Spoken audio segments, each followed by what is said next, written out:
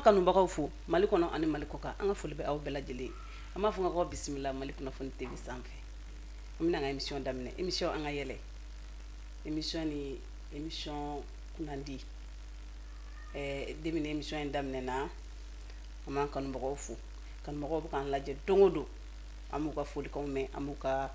retour mɛn donc an b'a fɔ k'u bɛɛ u ni cɛ k'u ni baraji donc an bɛna émission daminɛ Yalikoyi i bisimila baasi t'i la ala kana baasi kana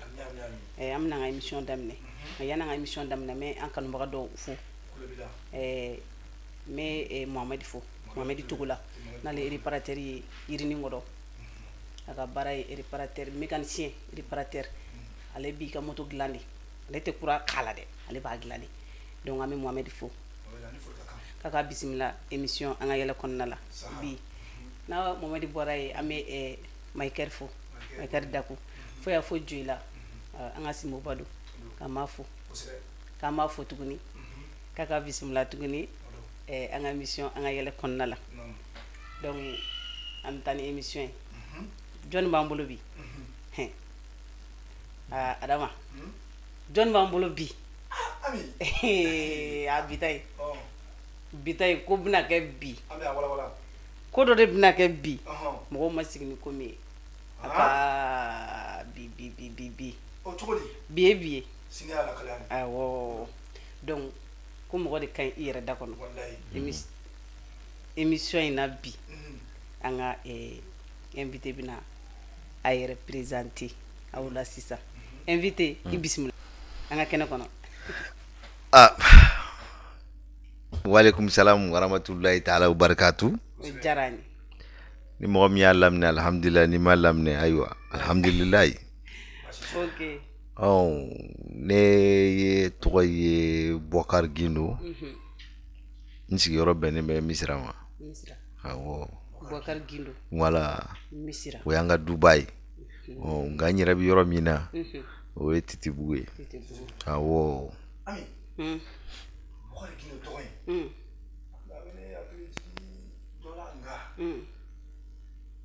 an b'a fɔ ko Bukari k'a bisimila émission kɔnɔ Bukari i nana a diyara n ye Bukari i tɔgɔ ni jamu fɔ k'i tɔgɔ ko Bukari Bukari ka baara ye jumɛn ye bon ne ka baara waati dɔ la n b'a so foni ka pali siri ka pali foni ka sɛ siri ka sɛ ni fɛn bon n'an bɔl'o la sisan n b'a baara min kɛ n b'a mobili pere mobili pièce sugu bɛɛ a bɛ ne bolo n'a wo tɛmɛna dugukolo n b'a wo ko la dugukolo mana a jɛlen dɛ n tɛ namara ko pɛ dɛ voilà i y'a ye entreprise faso danbe ye yɔrɔ yɔrɔ dɔrɔn i y'a ne wele dɔrɔn n b'a dugukolo jɛlen di ma faso danbe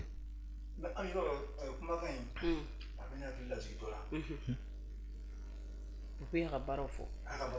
k'a bɛ mobili feere i m'o mɛn a bɛ dugukolo fana feere donc entreprise faso danbe donc Papuka a bɛ dugukolo feere kɛ namara t'a la ni mɔgɔ min bɛ fɛ ka dugukolo san ni y'a wele namara kisɛ kelen t'a la donc a yɛrɛ bɛ n'o fɔ a ɲɔgɔnlɔn o cadre bɔ tɛ i m'o fɔ dɛ ayi maa y'o fɔ fasike y'a dɔgɔnɔ ninnu filɛ nin a tɛ sɔn ka fɛn bɛɛ fɔ dɛ a b'a dogo voilà i bɛ dɔɔnin bɔ i bɛ dɔɔnin to yen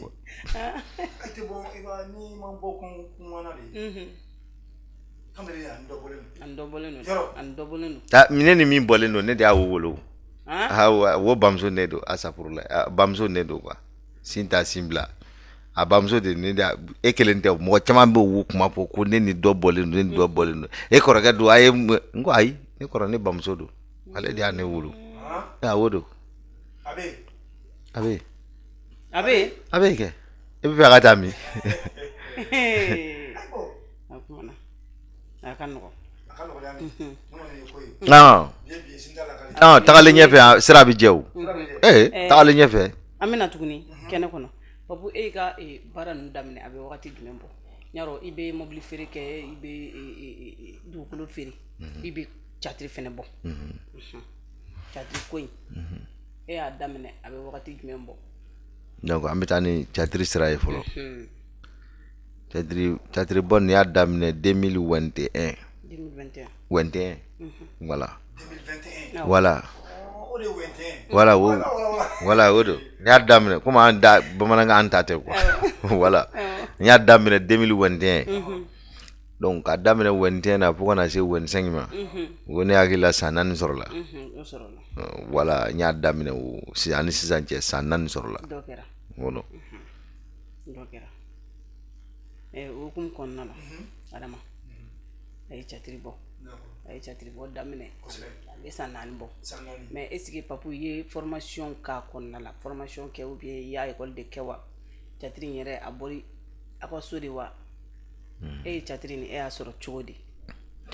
Voilà, ne y'a catiri ni sɔrɔ ne yɛrɛ kanubaga dɔ fɛ n kanubaga jɔnjɔn dɔ ne y'a sɔrɔ wo fɛ ni ma formation kɛ dɛ ale y'a kumakan minnu fɔ ne ɲɛna n b'a baara kɛ n'o ye sinon formation ko n'ale ne y'a sɔrɔ sini n b'a kɛ i y'a faamu mais ni ma formation kɛ han a y'an bɔ o to kɔfɛ o voilà parce que tigi yɛrɛ bi yan a fɛrɛ n bɛ taa nɔfɛ ka na a nana a bɛ da la a nana a bɛ yan ni y'a sɔrɔ mɔgɔ min bolo voilà ne bɛ baara kɛ ni mɔgɔ min ka kumakan ye a y'a fɛn min fɔ ne ɲɛna n bɛ ka catiri bɔ ni wo ye tigi bɛ da la attention phare devant jɔ n b'a monter dɔɔnin fɛ quoi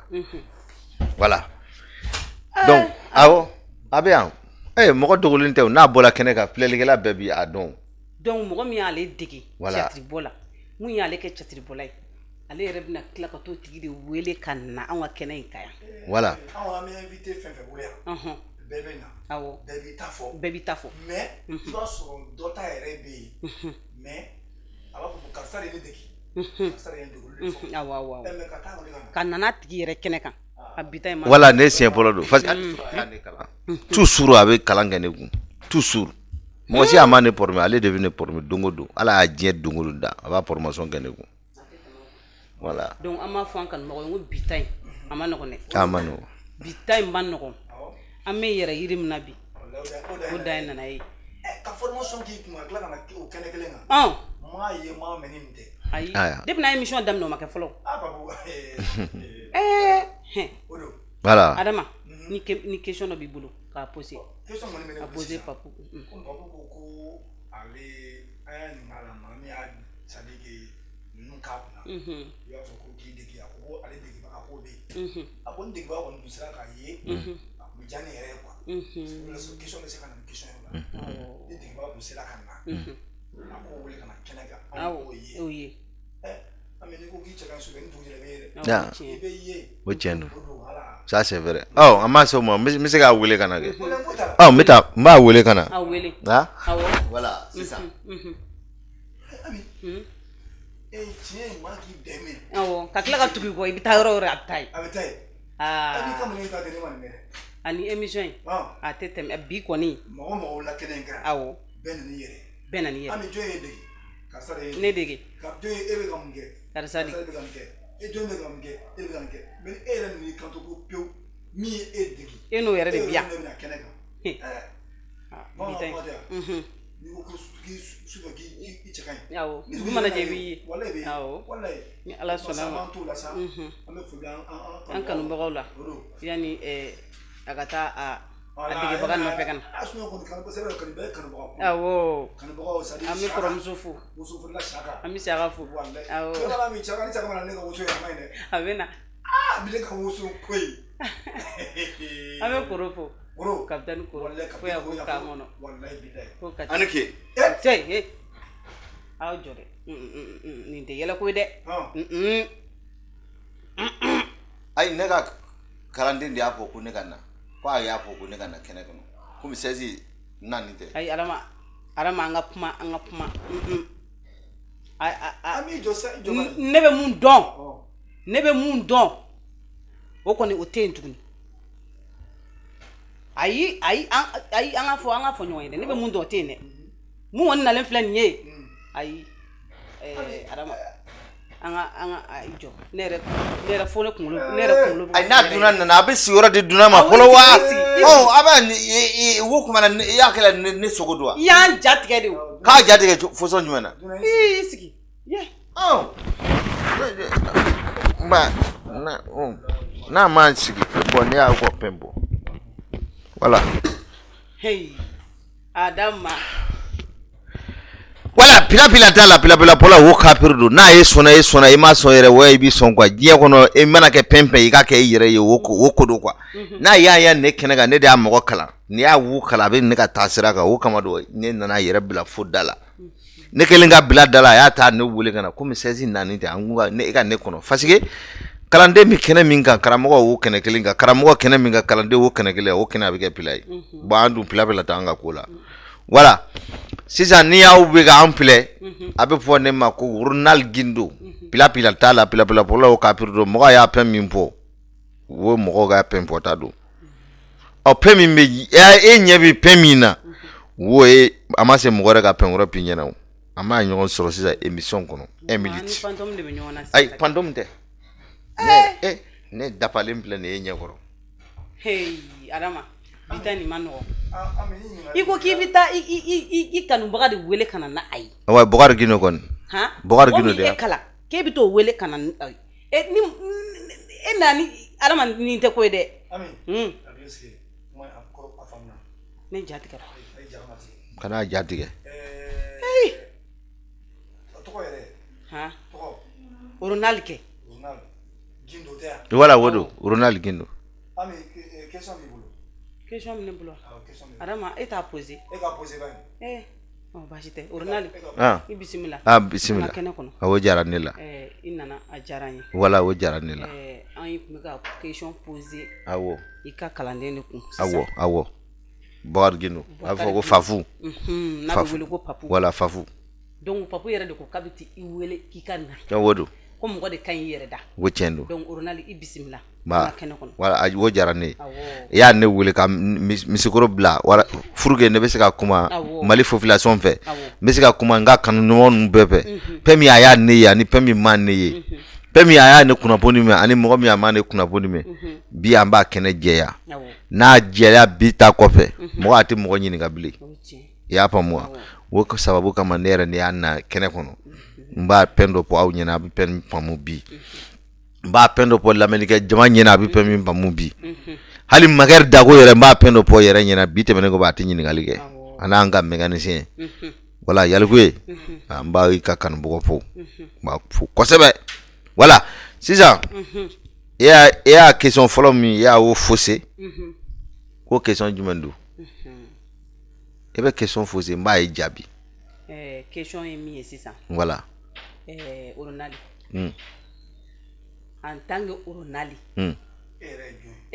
join voilà ne Ronald gindo ne ga pake wo Musa gindo ne ga Bamso wo Mariam gindo wo Aminata gindo wo Arabi Touré wo Patmata Touré wana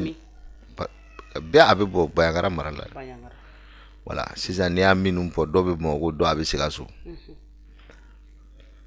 ala ya ne son balimana aya son kiemana aya son musumana ne ga paquet d'impolo ne do ne dinge polo do ne ga paquet aya ne tokoda yere ga krokela ku Mamadou ala ya wu yere ga kalpa minala amina wo kope ne ka dogo muso be wo Patmata gindo do Patmata gindo kope wo dogoni mimbe wo Bokar gindo do afo ko fafu kofe wo mimbina ko Salfu gindo wo Surazido sisan commandant do aba sampekele ke quoi voilà voilà voilà wo temenen kope min bi da wo kan wo to ko Asiatou gindo asam bolin kope ambina Patmata gindo wo bolin kope Pati gindo wo bolin kope na ngwa ambi besiti mais voilà akacha don voilà ka damine sampe po duguma ne ga pakani aya din ta wani nani zoro boy keman pilana wo Bokar gindo do fafu bon wala ya ne da ya ne garsiga muso kelina muso ni aya den kelen sɔrɔ mais yani wo cɛ denkɛ kelen bi ne bolo wo Burama Gino do a bɛ fɔ ko kibɔn ko ne denkɛ fɔlɔ do ka sɔrɔ ka musomani da wo kan ma na ala y'a fɛn min kɛ wo kan mɔgɔ tɛ se ka ala jalaki quoi i bɛ bila parisogo dɔ kɔnɔ ka dɔ ka kunnafoni di fasike mɔgɔ wɛrɛ tɛ se ka wo dɔn ka tɛmɛ e kan joli min bɛ wo la wo bi e yɛrɛ la i bɛ se ka dɔɔnin bɔ fasike n'a jara maliyɛn a bɛ girin mais n'a tiɲɛna i tɛ mɔgɔ si ye n'a ye balima yɛrɛ tɛ voilà wo kama dɔ bi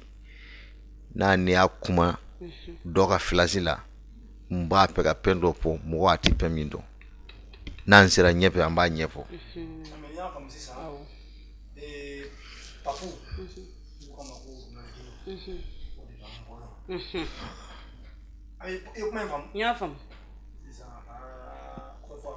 voilà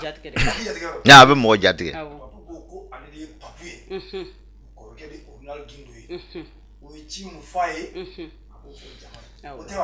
n'o don a b'a kalan bɛɛ hali sufɛ donc ni Papu tɛ mɔgɔ tɛ se k'o ko walawala yan ayi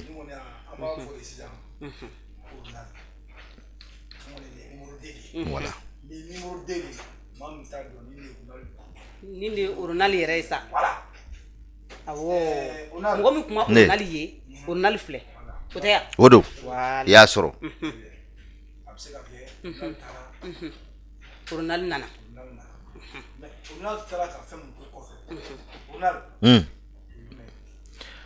voilà orunali taara ka fɛn min to kɔfɛ wo a taara ka balimaya to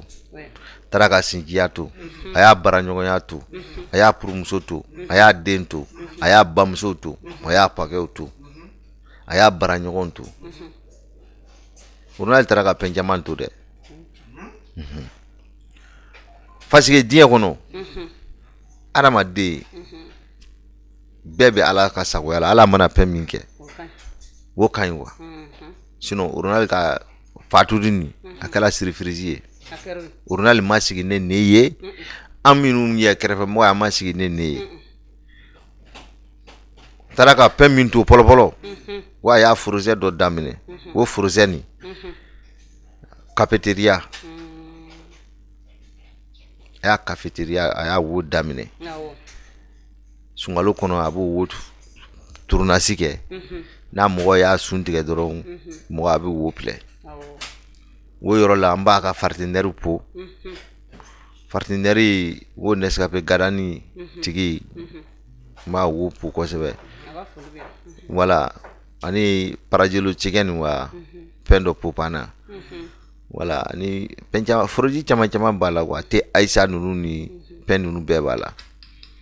voilà bon a ka di ne ye n ka wo sunkalo a bɛ daminɛ sisan n ka wo continuation kɛ mais forodi minnu bɛ a la n'a ni ne ni wolu mɔgɔ ninnu a ma ɲɔgɔn ye a ka gɛlɛn a ka gɛlɛn kosɛbɛ a ka di ne ye kɛ parce que dɔ taara ka dɔ to wo a ma ban fɛn contrat min tɛmɛna wo ni Nescafé Gadani ne hakili la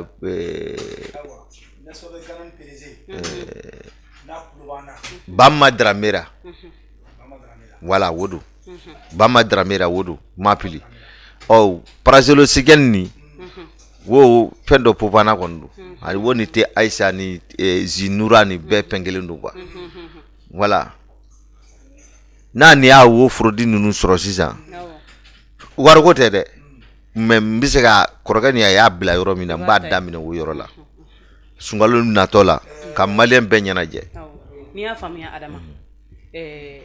orunali taara ka projet minnu to n'u ma laban Papu bɛ fɛ ka a bɛɛ laban mais a tigiw ka a dɔn orunali taara orunali nana orunali tun bɛ se ka place jouer Papu b'a jouer donc a ko projet dɔ tun b'a bolo a ma ban donc a bɛ fɛ a projet tigiw k'a wele a ka a tɔ lase n'o ma kɛ baasi ye donc an ka wele kan don yan Mali kunnafoni TV kɔnɔ an bɛ Ronald kanubagaw bɛɛ lajɛlen fo Ronald taara ka fɛn dɔ de ta a taara ka fɛn dɔ de ta dusukun na a taara ka fɛn dɔ de to a kɛrɛ la donc Papu fɛnɛ bi fɛ k'o de ta dusukun fɛnɛ na n'a ma kɛ ni ko wɛrɛ ye quoi ka segin o baaraw kan k'o baaraw kɛ donc an b'a fɔ Ronald baarakɛɲɔgɔnw ye ko halisa u k'u hakili to kɔ la awɔ Ami Ronald taara ka fan min to o fanu yala Papu yɛrɛ n'olu fanu bɛ cogo di sisan parce que mɔgɔ ka to i kanubaga bɛ voilà Ronald taara ka fan min to e n'olu fanu bɛ cogo di en tant que Papu tɛ dɛ en tant que Ronald awɔ voilà Ronald kɔni taara ka pani minnu to pani ninnu u bɛ kasi la o ouais u bɛ kasi la u miiri janyanen don n'a Ronald ɲɛnafin y'a u minɛ u bɛ taa bido kɔrɔ de lagɛ n'i y'a fɛn dɔ daminɛ mais n'i ma se fɔlɔ ma se fɔlɔ i y'a faamuya hali Ronald n'a y'a fa kelen c'est-à-dire ne ma se hali gɛnɛkala la fɔlɔ quoi ka sababu kɛ fɛn caman ye i y'a dɔn voilà mɔgɔ n'a y'i kɛra denkɛ ye denbaya b'i bolo po kelen po fila po saba ɔ a ka gɛlɛn i bɛ fɛn dɔ ɲini walasa ka balo k'a ye kisi delili ni yala yala ma o kelen don i tɛ se ka fan ye ka kɔrɔkɛ ka kama ye ka yala ka don yɛrɛ ka mɔgɔw kan ka u deli a ye n dɛmɛ o kɔni na kɛra negebɔ ye an dɔgɔnin don an tɛ sɔn o ma an bɛ baara k'i ye i b'an sara an kɔni an b'o fɛ mais deliba vraiment wo ne ka fɛn tɛ bon pani ninnu u mago bɛ fɛn dɔ de la ne ma se ka wo di o ye Ronald bɛ baara kɛ fonction min na courage min b'a la a b'a kunnafoni min di a bɛ ladilikan min di a bɛ bɛn ni keleya ni sinjiya min fɔ ala ye diɲɛ don o don da wo ne ma se ka wo yɔrɔ sɔrɔ fɔlɔ wo dimiya bɛ ne yɛrɛ la fɔlɔ voilà wo 1 deuxième Ronald ka pani ninnu n b'a ɲini u fɛ u ka yafa ne ma mɔgɔ a bɛ yafa deli parce que u y'a sigi ka fɛn min kɔnɔ ne na ne m'a fɔ n k'a tɛna dɛ mais bi a ma na fɔlɔ voilà a ma na fɔlɔ ne yɛrɛ nin m'a baara daminɛ ne bɛ ka a bɛ fɔ ko nin ma n b'a nɛnɛ na nin m'a baara nin ta 100%. Non a degun ka ca fɔlɔfɔlɔ i bɛ film n'a i bɛ film tourner 1 fo caméraman ɲuman ka sɔrɔ i bolo 2 acteur ɲɛnɛman ka sɔrɔ i bolo 3 n'a u nana fɔlɔfɔlɔ la mɔgɔ bɛna ko kanu kama mais sisan mɔgɔ a ka na bi sinikɛnɛ a bɛ fase ɲininkali kɛ n'a nana i bɛ dumuni di bon n'a fɔra ko e ka tournage kelen o kelen i bɛ 1000 dépenser tournage kelen kelen i bɛ 1000 dépenser wo nin tɛ essence sɔngɔ ni fɛn ninnu na bon kalo la yɛrɛ don o don 1000 kalo la wo 200 don i bɛ so sara i bɛ ji sara i bɛ courant sara i bɛ balima laja i bɛ yɛrɛ pɛrɛ bɔ n'a ye mangɛnɛ i bɛ furakɛ bɛɛ ka siri fɛn kelen na c'est pas facile voilà donc hali n'a ye mɔgɔ fɛn fɛn bɛ yen ko film b'a bolo forojɛba b'a bolo film ɲɛnama b'a bolo y'a ne wele n b'a participer pɛnko don pɛnko tɛ n b'a participer o tɛmɛnen kɔfɛ e ka bidon bɛ yen catiri misɛnnin ni fɛn ninnu n b'a fɛ ka wo jɔ ne wagati la n bɛ fɛ ka film ɲɛnama production kɛ quoi voilà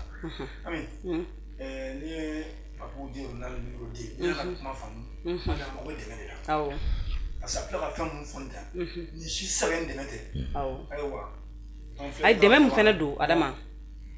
filmu bɛ tourner filmi baw bɛ tourner an ka jamana kɔnɔ sisan filmu bɛ tourner film baw bɛ ka tourner i bɛ bali dɔrɔn ka filmu ye Facebook ni fɛngɛw la mais n'u bɛ filmu tourner n'u ye casting lancer an yɛrɛ tɛ ka faamuyali sɔrɔ la n'a ye casting lancer a b'a hakili to mɔgɔw la a b'a dɔn mun bɛ se ka mun kɛ nin bɛ se ka nin kɛ mais Mali n'an ko k'an ka kuma Ronald ka kuma in de don Papu ka kuma n'an ko k'an ka kuma Mali fɛngɛ actualité ninnu kan sisan pour le moment de ko bɛɛ kɛlen don dɔnbagaya ko de sisan ko karisa bɛ se nin na a y'a ta k'a bila la tiɲɛ na an mago bɛ nin yɔrɔ in na Ronald de tun bɛ nin yɔrɔ in jouer mais a ye Papu wele kana kɛ Papu kana kɛ Ronald nɔrɔ a banna voilà ne kuma in tiɲɛ don dɛ depuis Ronald parti la ko bi Ronald barakɛɲɔgɔn kelen fɛw de y'a ne wele ko Ronald tun bɛ n'a Ronald bɛ a bɛ se ka ne yɔrɔ jouer an kana kuma ne ma n y'a wele ka na an k'a wele ka na wo Bintu yɔrɔ don yɔrɔ b'o kɛ bintu yɔrɔ kelen few voilà ne tɛ ɲinɛ ko hali sini o don ne joué la premier ministre ɲɛna ne ni ɲɔgɔnla mɔgɔ ninnu de y'a wo pɛnkɛ u y'a télé ORTM y'a ta direct ɲɔgɔnna Salimu ninnu voilà an de y'a wo projet kɛ mais a sababu bɔra bintu yɔrɔ la n'a bintu yɔrɔ bɔra la orunali jɛɲɔgɔn foyi tɛ yen ko min a y'a ne wele ko ne projet bɛ yen nɔ e ka taa ne kɛ a tɛ yen m'a ye voilà mais ne yɔrɔ la an b'a profiter an b'a fêter Gimba pɛnɛpo fêter Gimba waati min na ne bɛ fêter Gimba ka yɔrɔ la an m'a pilimu kɛ ne kɔfɛ a bɛ ne wele an y'a ne n'a ye min kɛ a bɛ 5 6 7 ɲɔgɔn na bɔ voilà voilà mais a y'a fɛn dɔ kɛ ne na wa ma diya ne ye dɛ a y'a ka spectacle kala sisan a ma ne wele n'a sɔrɔ Runa de bɛ balo la a bɛ Runali wele ne ma bɔ a kalama pour peine dugusajɛ n y'a ye réseau sanfɛ est-ce que ça c'est possible hein ne y'a ye voilà fo sira taara sira kasi la kosɛbɛ hakili ko tɛ dɛ Fedi Gimba n'a bɛ cɛ kɔrɔ i bɛ ka fɛn dɔ kɛ n'a ye cɛ a ye kɔrɔ non na ayo a y'a kɔrɔ minɛ ka bɔ dɔgɔnin bolo sɔrɔ dɔgɔnin bɛna kɔrɔ faga wo maloya tɛ ne na dɛ an bɔ ɲɔgɔn kan sisan an bɛ Isufu fo nin yɔrɔ in na voilà Fedi Gimba an yɛrɛ baarakɛɲɔgɔn voilà don an b'a fo an bɛ bintu yɔrɔ fo cɛn na an bɛ yɔrɔ fo yɔrɔ a kɔnɔ jɛlen don yɔrɔ ye mɔgɔ ɲɛnama don yɔrɔ filɛ nin ni fɛn b'a bolo n'a kɔni b'i concerné a b'i wele a b'a d'i ma donc an ka foli bɛ comédien bɛɛ nin yɔrɔ in na an b'a fɔ u ɲɛna ko Ronald ka rôle minnu bɛ yen n'u ma ban halisa n'u tɔ bɛ yen u ka voilà u ka papu wele a bɛ se ka kɛ voilà a bɛ Ronald ka film caman bɛ yen a bɛ taa a ka muso ɲini yɔrɔ min film dɔ la ne yɛrɛ de y'a o film tɔ laban katakatani na ne y'a o don ne y'a katakatani boli Ronald ka film ninnu tɔ fɛn fɛn bɛ yen Ronald yɛrɛ jɛ ɲɔgɔn na ani minnu gɛrɛla ɲɔgɔn na kosɛbɛ olu de bɛ ka ne sisi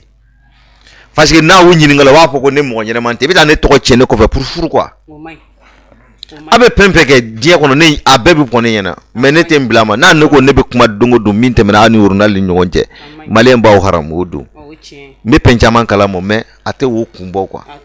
i ka nansɔngɔ ɲini i ka dumuni ɲini ne ta ye min ye e bɛ a kɔniya bi dɔrɔn don dɔ tiɲɛ a bɛ na wa i y'a faamu wa voilà n'a sɔrɔla ninnu bɛɛ jɔra u jɔyɔrɔ la ko nin fana numéro ko b'a la quoi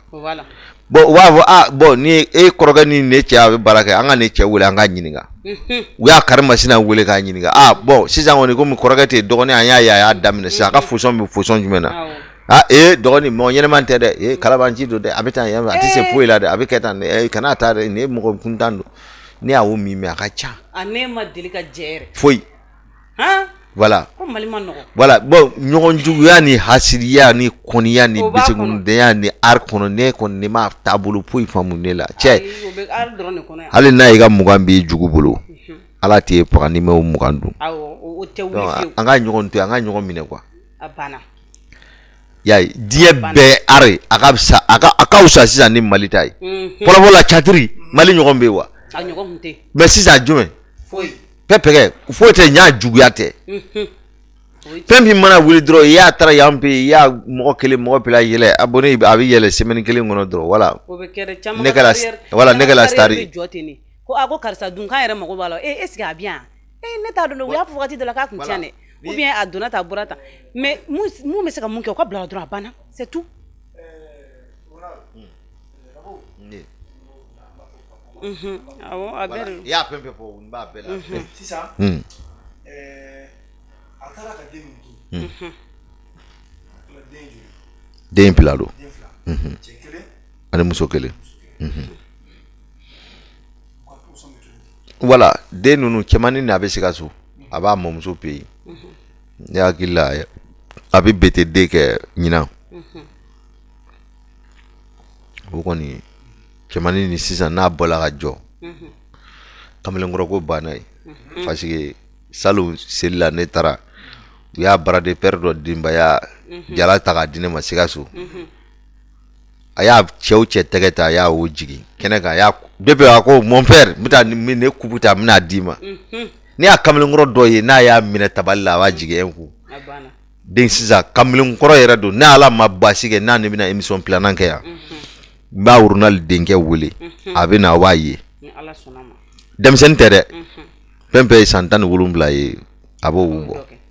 ala ko idun voilà amina rabbi ala ko dun irana asera muso pure ka bam asira voilà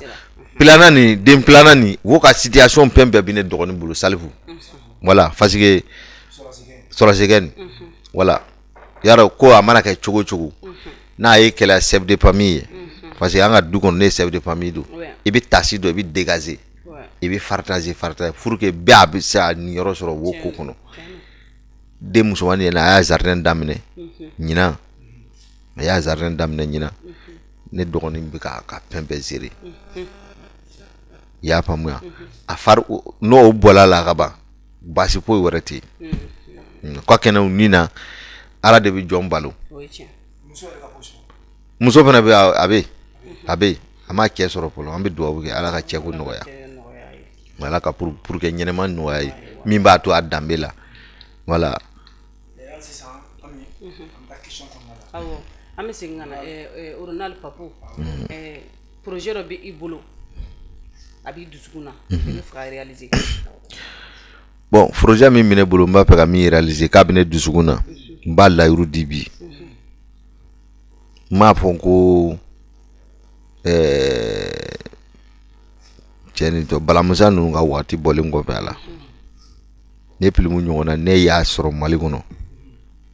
ya dogono yoro dajitu kungolo la oh pilimu mi mine bolo mi voilà mba pe ka mi réaliser pilimu plado kelen bi ballon tanga Yaoundé 72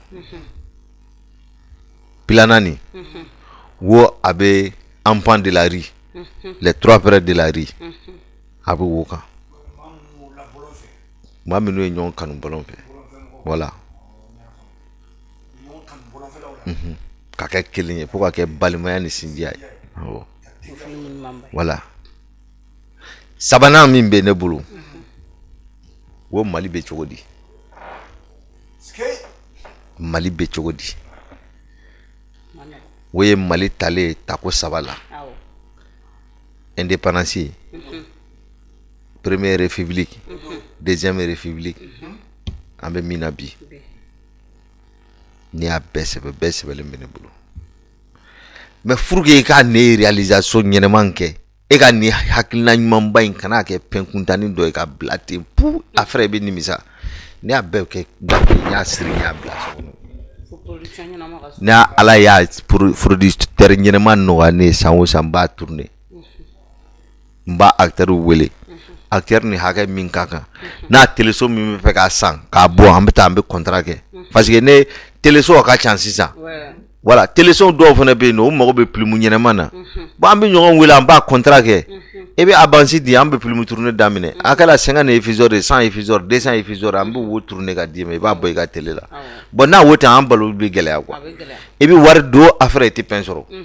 bon na kanunga barate sanani barakele na ko imasegali watansoro ka dun woni sefa fossile voilà aka gelen quoi mais sera do be no bo ke ala kama quoi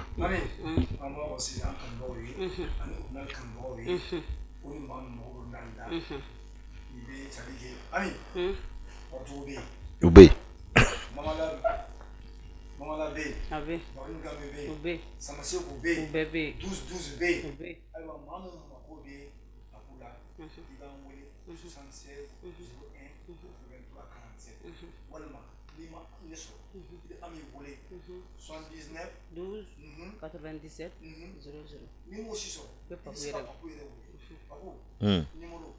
(82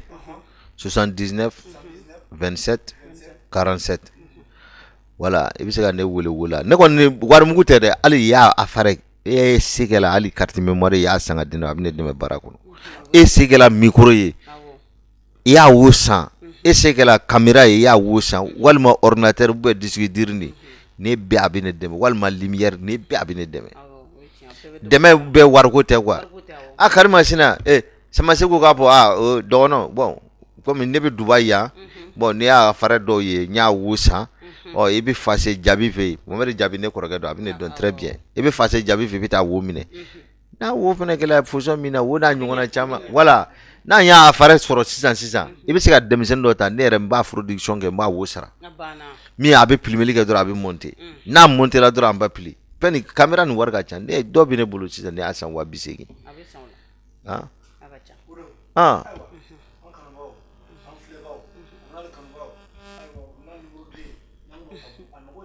wala wo don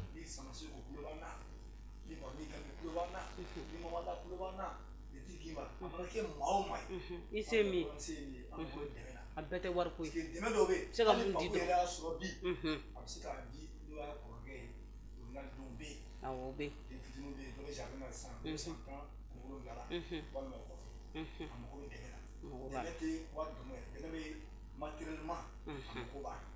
wala hali wo ko hali hakilina fana dɛmɛ fana wo pɛ ɲɛnama i b'a sɔrɔ histoire dɔ bɛ dɔ ka famille la i bɛ fɛ a gɛlɛya dɔ sɔrɔ parce que ballontan dɔ y'a ne wele ko a ka so kɔnɔ wallahi a y'a ballontan min kɛ waati dɔ la u y'a fɔ ko dɔ ka taa ballontan kɛ ko n'a nana u bɛ bagi d'a ma mais a taalen na u y'a bila kelen a y'a bagi kɛ ne y'a yɛrɛ bɛ kuma a y'a ka histoire bɛɛ fɔ ne ɲɛna a y'a carrière daminɛ cogo min na carrière tiɲɛna cogo min na bi a bɛ situation min na ne de b'a dɔn wo pilimu tɛ bɛɛ sɛbɛlen bɛ ne bolo Salifou Keita ni minnu y'a Yaoundé 72 kɛ bɛɛ a ma sa o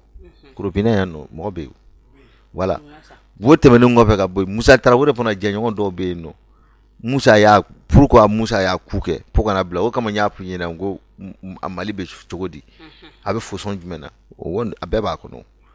ni a bɛ se ka dusu don an ka denmisɛnnin nataw la wa fɛn bɛɛ tɛ yɛlɛko ye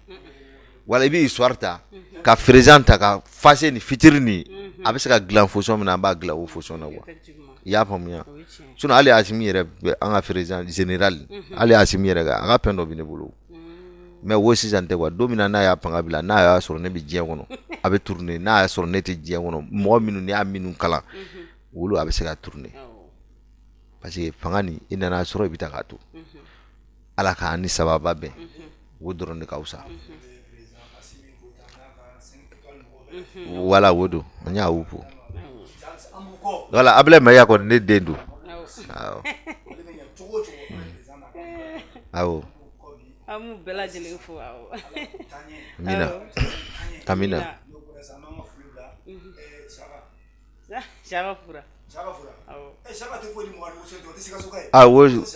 woso wo masaku balabalalen don wala i y'a masaku balabalalen dun ne ma waati parce que i y'a wo dun i b'a binangiri min i bɛ piɲɛ pili wa piɲɛ wo piɲɛ ko don piɲɛ bon n'a bɛ bɔ a bɛ ko pus ne bɛ taa burana na ko i bɛ fɛ ka ne ye bɔlɛ kɔfɛ burankɛ bɛɛ ka i tɔgɔ fɔ i b'a wo masaku bala i bɛ wo dun ka sɛfan den bila para kan quoi kana binangiri min dɛ n'a ye ko to yen n'a ye taara bɛɛ a bɛ bɔ.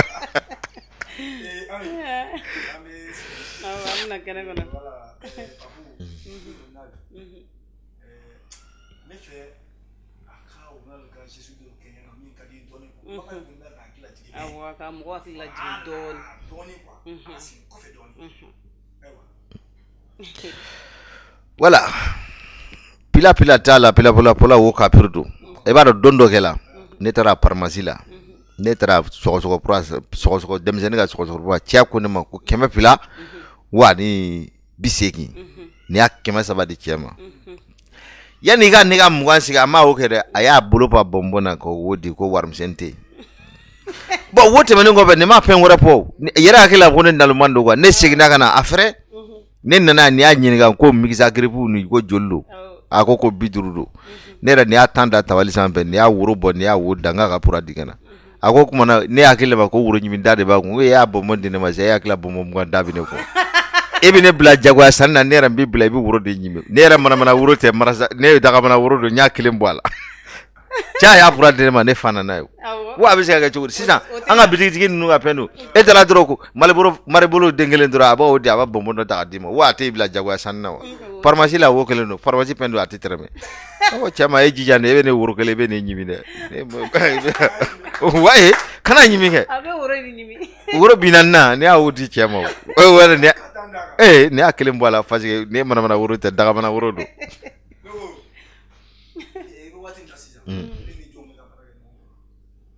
mi wagati min na sansan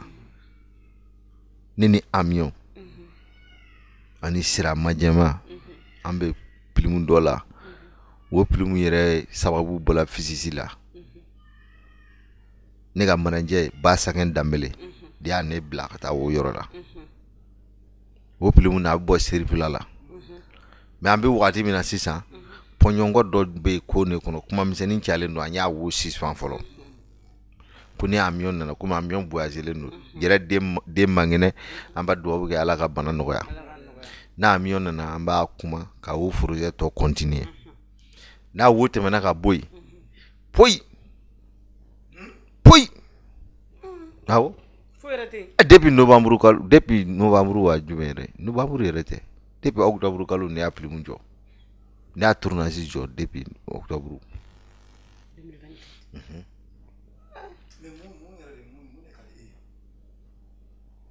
ne janye ko ka ca ne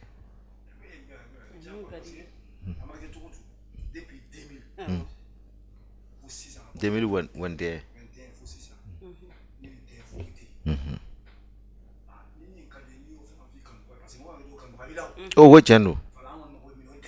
voilà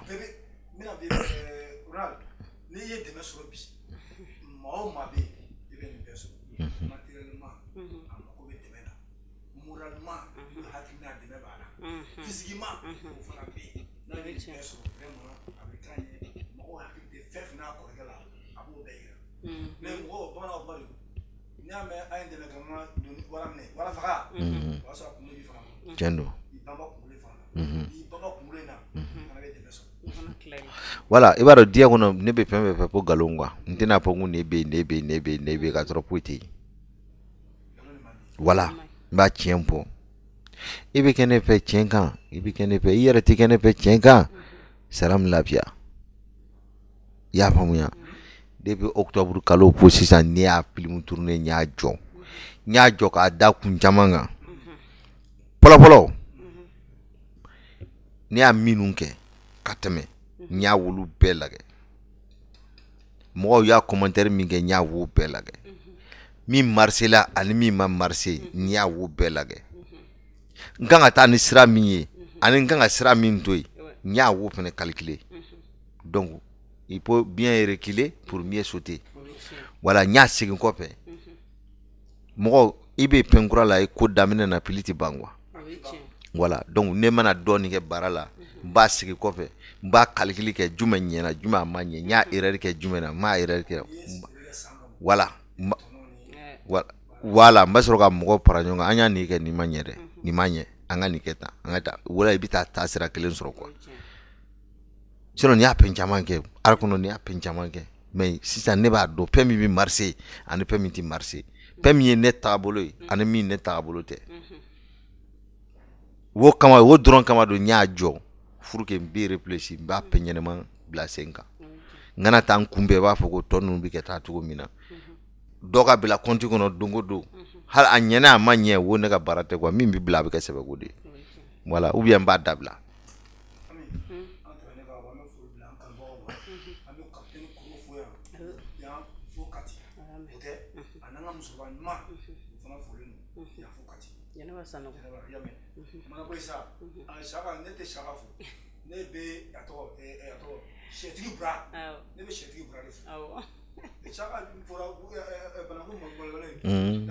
na ay o kɔni y'a kɛ o bɛ taa dɛ oui Abu ere mun faamuya an ka sisan art la sisan art ani fɔlɔ art sisan comédie fɔlɔ ta e fana y'a daminɛ waati min na fo sisan a bɛ cogoya di i yɛrɛ ka hakilina la bon comédie fɔlɔ ta an tɛ se k'a fɔ ko comédie an b'a fɔ ko cinéma parce que comédie donna a kɔnɔ kɔfɛ cinéma don comédie ni ne hakili ma Michel ni Guimard nana ni comédie ye tɔ ninnu film tourner na don u y'a cinéma kɛ u bɛ cinéma kɛ k'a bɛn jamana denw mago bɛ fɛn min na wagati min na walima ni bana dɔ bɛ sen na ka mɔgɔw kunnafoni fɔlɔ la kunnafoni di dɔrɔn don wo kunnafoni di kɔnɔ imuru b'a kɔnɔ mɔgɔ a bɛ yɛlɛ voilà bu kuma o kan bon an bɛ yɔrɔ min na fo ka na ni imuru ye misɛli ninnu na ni imuru ye ka na éclaireur ni fɛn ninnu fɛnkɛ tenteba ninnu nana bɛɛ imuru si don mais catiri bɔlaw tɛ i y'a faamuya bon n'i y'a wo don ta ka na bi ta i b'a sɔrɔ Mali a salen don hali mɔgɔ kelen tɛ yen awɔ Maliyɛn bɛɛ jigi tun dalen bɛ mɔgɔ kelen min kan ko a bɛ se ka koba dɔ kɛ wo Segu da don mais Segu da yɛrɛ dɛmɛbaliya don a fɛn min don ne kɔni t'a dɔn parce que bɛɛ bɛ pili ka da i ka tiɲɛ kan sinon Segu da wo ani ji ne cɛ fila tun bɛ se ka Mali fɛn dɔ para ɲɔgɔn kan dɛ ni ji ninnu nouvelle génération na u ɲɔgɔnna tɛ yen ayi maa u ɲɔgɔnna nouvelle génération na bon n'a bolo la kana imuri sira kan Feti Gima wa ni Kante Lepu Kasa n'a ni ninnu parala ɲɔgɔn kan se bɛ ninnu bɛɛ ye se bɛ Lepu ye se bɛ Kasa ye se bɛ Feti Gima ye se bɛ Kante ye wo ani kilaba ninnu u bɛ se ka para ɲɔgɔn kan pilimu ɲɛnɛman dɔ bila sen kan u bɛ mɔgɔ ɲɛnɛman dɔ ɲini a bɛ scénario ɲɛnɛman dɔ sɛbɛn actualité ɲɛnɛman dɔ kan wo pilimu ɲɛnɛman a bɛ tourner an bɛɛ bɛ wo lagɛ min bɛ se ka farce bɔ farce pourquoi pas u t'o kɛ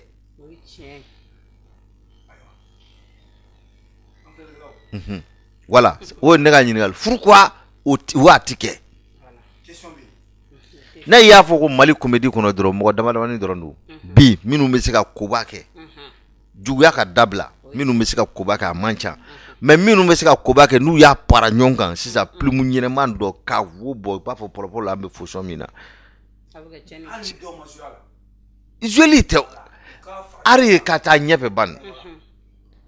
a mana kɛ cogo cogo pilimu na pigiran bɛ bu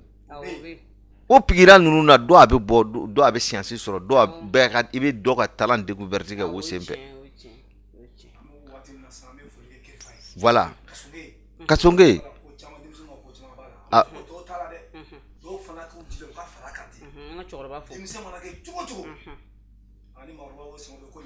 o tiɲɛ don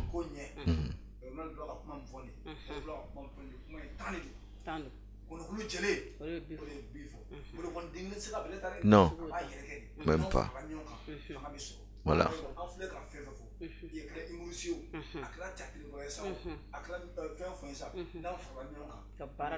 voilà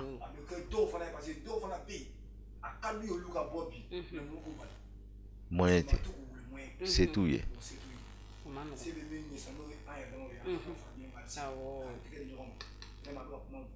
barka bala de a bɛ se ka kɛ denmisɛnnin yɛrɛ tun papu yɛrɛ kɔ bi dɔrɔn i b'a dɔn bɛɛ b'a dɔn Ronaldo dɔnna ala ka hinɛ la ka bɛɛ yɔrɔ sɔrɔ mais le fait que o bɛ bɔ papu nɔfɛ o bɛ se k'a ye e pourtant nin ye Ronaldo dɔgɔnin de ye papu de tɛ nin yan n'a ka bitini dun karisa a ma wuli yan donc wula dɔ nɔfɛ a bɛ kɛ ten ani waritigi minnu bɛ yen an yɛrɛ jamana n'an ko waritigi bɛɛ ye waritigi mais dɔ ta ka ca ni dɔ ta ye an bɛ ɲɔgɔn kɔ vraiment batigi ninnu an b'an ka foli bɛɛ lajɛlen bɛɛ foli voilà artiste fari kan min bɛ ka kɛ min kɛra Kayi an y'a ye a ɲɛna ɲama initiative ɲɛnama don mais n'a ɲɔgɔn dɔw fana sera ka kɛ Bamakɔ mɔgɔw fana fara ɲɔgɔn kan c'est très bien voilà comme i y'a batuli ka kuma fɔ an bɛ kɔ nin fana an y'a ye an bɛ kɔ fangaba b'a la a ka accompagner ni artistes ye n'a an bɛ kɔ bɛ se ka fɛɛrɛ sigi sen kan ka maison de production dɔ sigi Mali kɔnɔ yan qui est international appareil ka ɲi mɔgɔ minnu bɛ filmeli kɛ ɲɛnɛman don ni projet bɛ artiste min bolo i bɛ na i ka projet a bɛ élaborer a ka kɛ namara ye dɛ wariko t'a la popo t'a la n'a y'i ka projet ka ɲi u k'a financer u film ɲɛnɛma ka tourner an ka taa n'a ye fɛsifako la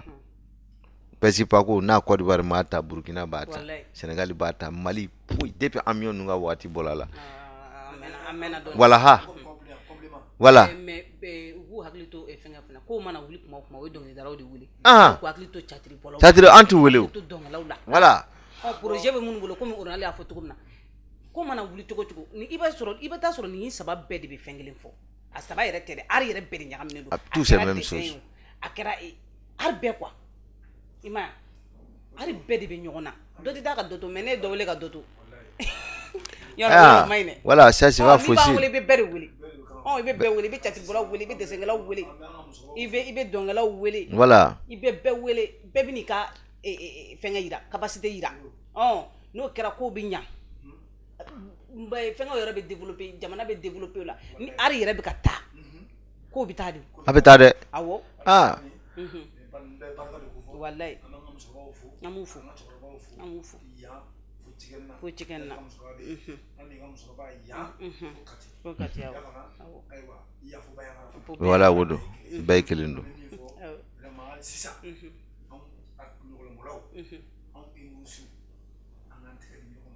n'an tigɛ ɲɔgɔn ma maa minnu bɛ yen n'olu ka se b'an ta ɲɛ an fana bɛ se ka se sɔrɔ an ka kuma misɛnninw dabila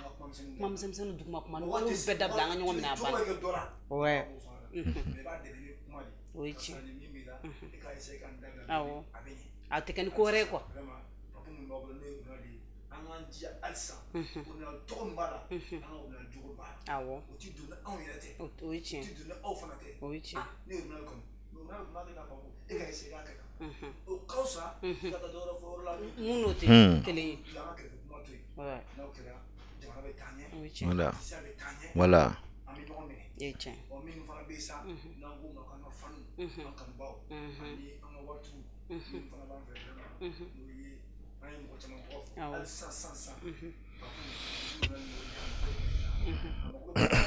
an mako b'a la mali kɔnɔ fo mali kɔ kan an b'an ka tunkarankew fo a yɛrɛ préparé jumɛn n'a yɛrɛ kɛra ka den ninnu ta kɔ vraiment k'a lajɛ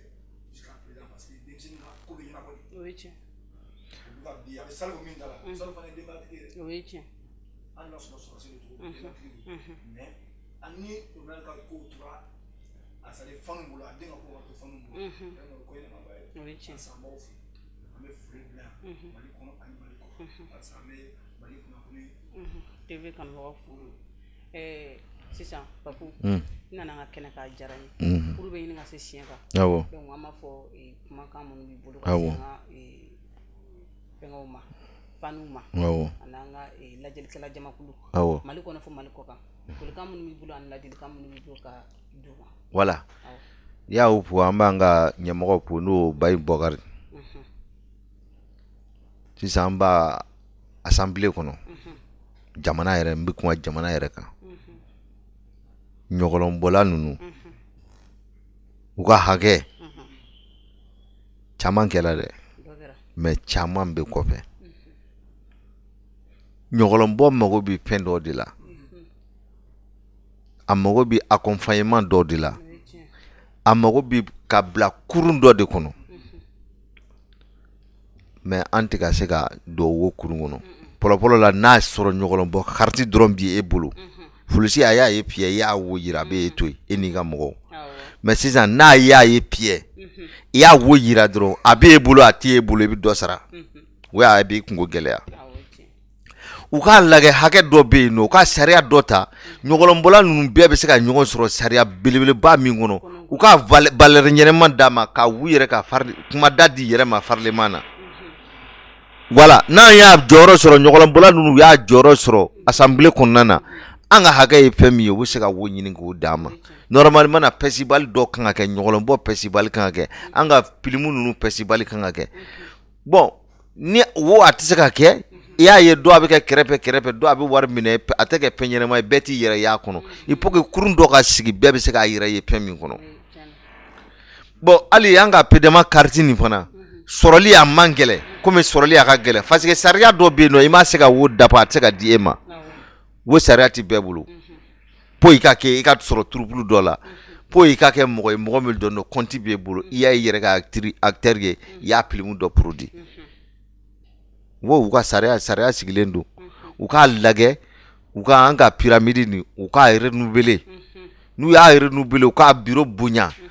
n'u y'a bureau bonya u ka acte ɲɛnɛma sɛbɛn k'a bila cour constitutionnelle kɔnɔ a ka voter ko ne ɲɔgɔlɔnbɔla ninnu ni artiste ninnu ka hakɛ don parce que ne b'a dɔn y'a ye ari taara ɲɛfɛ ɲɛmɔgɔ sen b'a la dɛ bon an ka ministre min bɛ yen min bɛ seko ni dɔnko ministre ni a y'a cɛsiri min b'a la k'ale bi a k'a cɛsiri kosɛbɛ a comité misɛnmanin ninnu an ka normalement na ari yɛrɛ kan ka représenter commune bɛɛ kɔnɔ mairie bɛɛ kɔnɔ voilà voilà voilà i hakili to artiste la dɛ voilà a kana to kuma ninnu a ka jigin duguma bani information min b'an bolo a tɛ sanfɛ mɔgɔ bolo an minnu bɛ duguma yan an bɛ min dɔn sanfɛ mɔgɔ ninnu t'o dɔn parce que an ka information min bɔ duguma o de bɛ yɛlɛ sanfɛ bon sanfɛla la n'a e y'a fɔ ko ka yɛlɛ n'a ye sanfɛ e y'a min fɔ est ce que o a bɛ yɛlɛ wa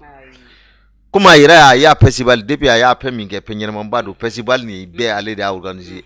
farafinna bolo ka ɲɔgɔnna festival tɛ ali kɛlɛ bɛ fɛn bɛɛ bɛ yen nɔ ala ka jisuma kɛ kɛlɛ ni pura ye mais an ka festival nin a bɛ kɛ a ɲuman bɛ tɛmɛ donc Mamudu Dape nin i k'i hakili to a la an ka hakɛ ninnu a kuma pɔ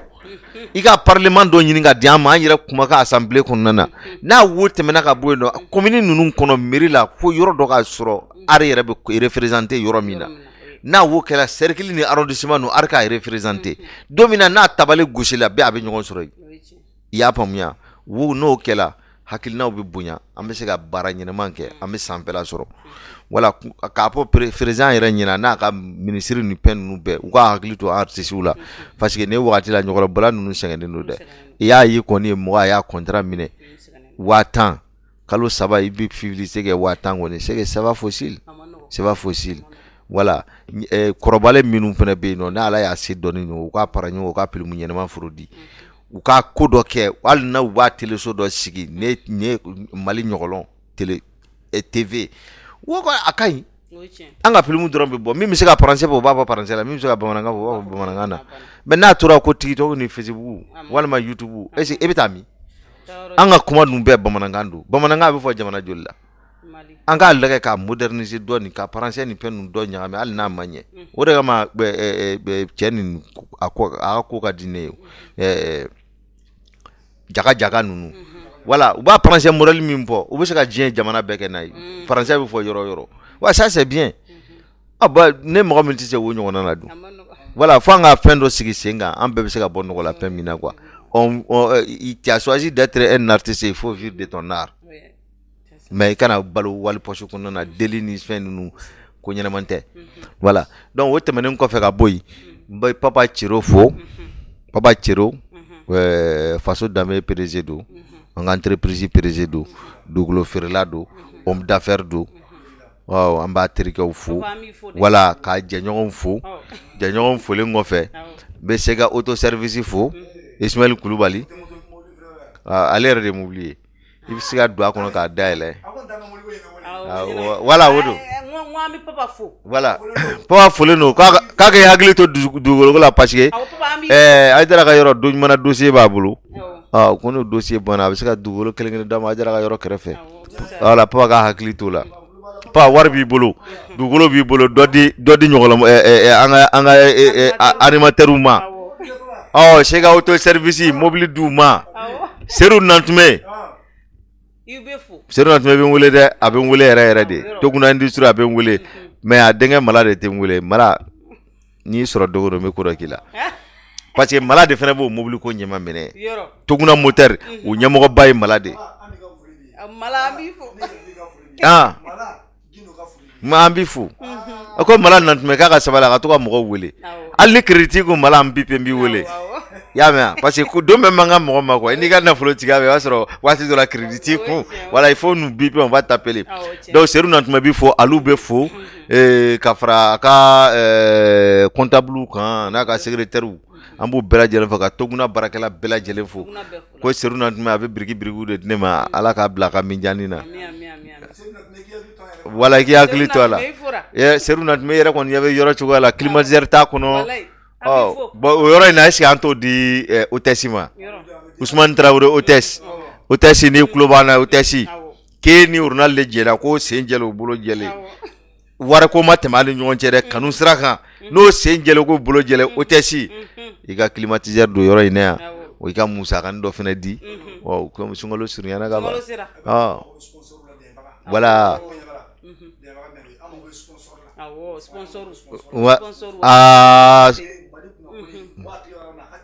voilà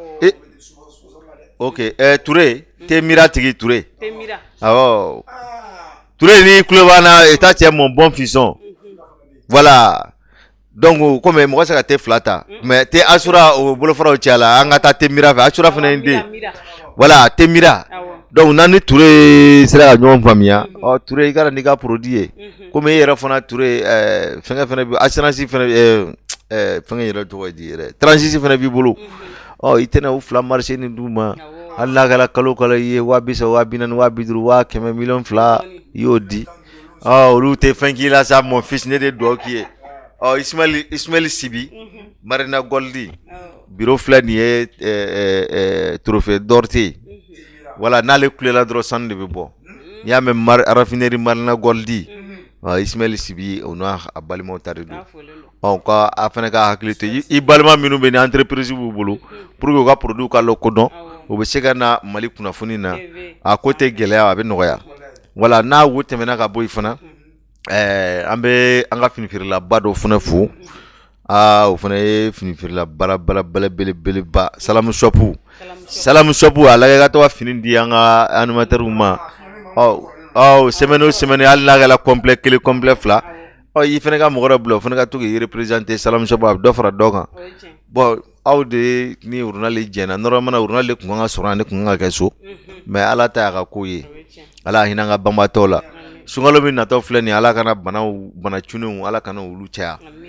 minun ta fana ni sungalo sela furdumi wuli furdum bato ala ku ka furdum kenya aklebi saba ala ka sedu ase akun ambela jelena chagana ala ka se aka kurushi jalawla muso gana wala ka se aka tafe bolola furu ala ka nuga bela jeleye ka furu sa dogoya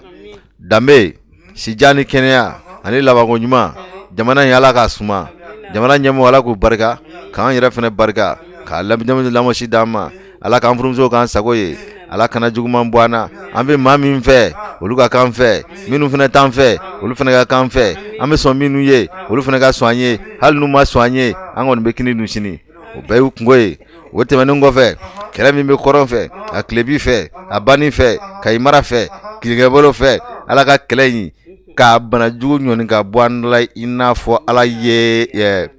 shitane o tia ja ka bo aljina machua mina ni shitane na leti do aljina kono bana jugu ingata ni shitane na ti do aljina kono kele ingata ni shitane na ti do aljina kono jadisi ya kaba benkana kele kana sinja kana wahal na yasimija shina bsega ngule na yan jamita palla wa na yan man jamita pian parce que ni nyama yi wele ni mata we magosai yi bole yi daje hage tobe kumana sallallahu Muhammadu sino ba na ba sallallahu alaihi ngolo ne sungalo duaude minu semena ga sugoro vernya keleye uko di minu mesiga vernya fladi uko di minu yarabe boro di uko antaka boro fly ni mi mesiga boro sabadi uko antaka boro nanie normu ko bala buram fane bambulo am bakoro numbe an dogo numbe an koro fane be ay way ma sungalo a komiseni ga cha wa ambe fulli energy mo ma uko la sungalo klebi saba glasi kana ga bi saba ide sungalo klebi saba glasi bi saba che bete soro du gono de demiat me bisaba bo ulu bina glasi min chogodi ambe do dungesa wala ka energy mo ku hakli to yorani na o glasi kana se bisaba ma abe tanta mina aga to lai alni do bi fraka uga ke shegi ala ka ni sababa be ba mina ma do amina rabbi voilà boroy voilà ani nonomgu mixiwell we kadaye ibale ebe se ka noni kami na ija ba jala muga ala de nyera dégradé ta mixiwell kadi nyeblena mami me mixiwell représenté itna niga mixiwell wa sungalo sera mogo be tela mogo be libitona ni mbela jelena ni mixiwell kala iba foko fenkura warado akele ko chogola naniga mixiwell ye ambe benlaw hale ni ya 5 kg di walma ya 10 kg di a 50 kg walma 100 kg ni shite bashiye akon be minga bampe ni ala na kras fanama Voilà. Maxwell. Yes. Yeah, Akadi.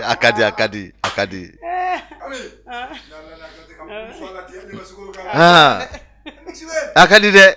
Surtout ni na se fe garani kala. Ngobe son frage, ka bien frage, ni ga fasa o ya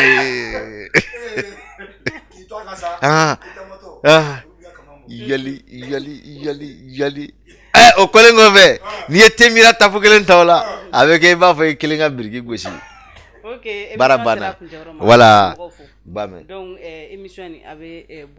chaque mercredi à partir de 18h Malouk Nafone TV sans fait. Ni a tapé YouTube, Facebook, il va sur il va une émission belle jelen sur aka ni ala sonama. Donc chaque mercredi à partir de 18h araba nege kan tan seki émission abe blanc. Mo mi men nega labi ale Yaya Samaki ale ni Elka Mahamadou an fo on me caméra ni fo le caméra ko fe donc an fulgu bela jeli donc no de kuma mbolo bi no kuma mbolo bi papu ale ni oronal ale ba aflabe orologie voilà ma fo an nana nga plateau ka jarani donc an man kan boko bela jeli fo an man kan boko be fo ama fo adama kame bitabla ama fo kambe mercredi wéré voilà